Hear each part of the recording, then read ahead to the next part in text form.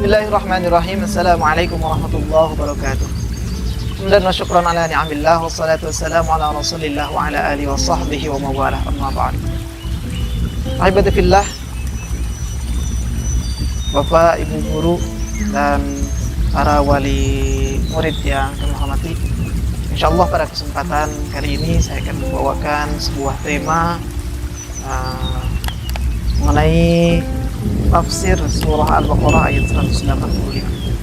Ahibati fillah, dalam surah Al-Baqarah ayat 185 Allah Subhanahu wa taala berfirman, "Syahrul Ramadan alladzi unzila fihi al-Qur'an hudan lin-nasi wa bayyinatin minal huda wal furqan."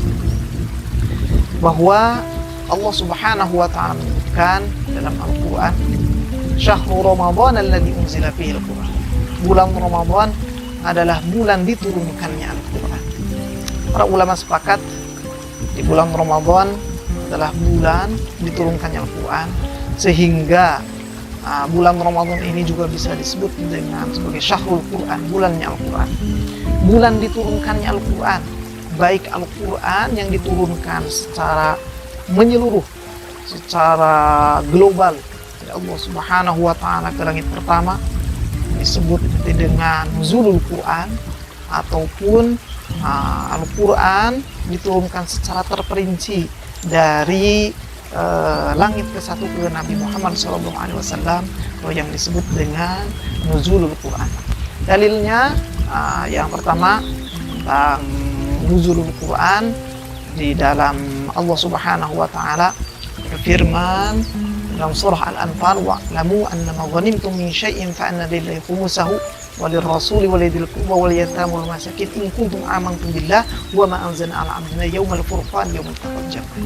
Nah, di sana Allah menyebutkan wa ma anzalna ala abdina yaumal furqan yaumal taqal jam'an, bahwa Al-Qur'an diturunkan dan apa wa ma anzalna ala abdina, dan apa yang diturunkan kepada abdi kami itu Muhammad yaumal furqan. Nah, dalam tafsir disebutkan bahwa yang disebut dengan yaumul furqan ini adalah hari Al-Furqan, hari di mana bertemunya dua pasukan, yaitu pada waktu perang Badar. Menurut ahli sejarah menyebutkan bahwa perang Badar terjadi pada tanggal 17 Ramadan, sehingga 17 Ramadan diperingati sebagai hari atau Nuzulul Quran, tempat Al-Quran pertama diturunkan oleh Allah Subhanahu wa taala. Kemudian yang kedua tentang Lailatul Qadr, disebutkan dalam surah Al-Qadar, "Inna anzalnahu fi lailatul qadr." Nah, kami menurunkan Al-Quran secara keseluruhan, Allah disebutkan pada keseluruhan pada Lailatul Qadr, pada malam Qadar. Haibatillah, intinya bahwa kita sepakat bahwa bulan Ramadan adalah bulan diturunkannya Al-Quran. Maka seyogyanya kita membaca Al-Quran, merenungi Al-Quran, mengimplementasikan Al-Quran pada bulan Ramadan ataupun pada bulan-bulan yang lainnya. Terutama di bulan Ramadan ini kita lebih banyak membaca Al-Quran daripada bulan-bulan yang lain, karena bulan Ramadan adalah bulan diturunkannya Al-Quran. Mudah-mudahan ketika kita terbiasa di bulan Ramadan, ketika kita membaca Al-Quran, maka kita membawa kegiatan tersebut, amalan tersebut di bulan Ramadan itu sebagai tanda bahwa amal kita diterima di sisi Allah Subhanahu wa taala, keistiqomahan berbuat amal. Ahibati fillah, syahrul Ramadan alladzi unzila fil Qur'an hudan lin-nasi wa bayyinatin minal huda wal furqan. Di dalam ayat tersebut Allah menyebutkan yang pertama bahwa bulan Ramadan adalah bulan diturunkannya Al-Quran. Kemudian ayat yang selanjutnya, lanjutan ayat tersebut menyebutkan salah satu dari fungsi Al-Quran. Ya, syahrul Ramadan alladzi unzila fihil Qur'an hudan linnas. Yang pertama, fungsi dari Al-Quran adalah hudan linnas, sebagai petunjuk bagi manusia, sebagai petunjuk bagi manusia. Rasulullah sallallahu alaihi wasallam bersabda bahwa taraktu fikum amrayn, aku meninggalkan dua urusan, mana jika kalian berpegang teguh kepada dua urusan tersebut, maka tidak akan sesat selamanya. Apa yang dua urusan tersebut? Itu kitab Allah wa sunnah Rasulullah, kitab Allah dan sunnah Rasulullah sallallahu alaihi wasallam. Jadi Al-Quran adalah petunjuk.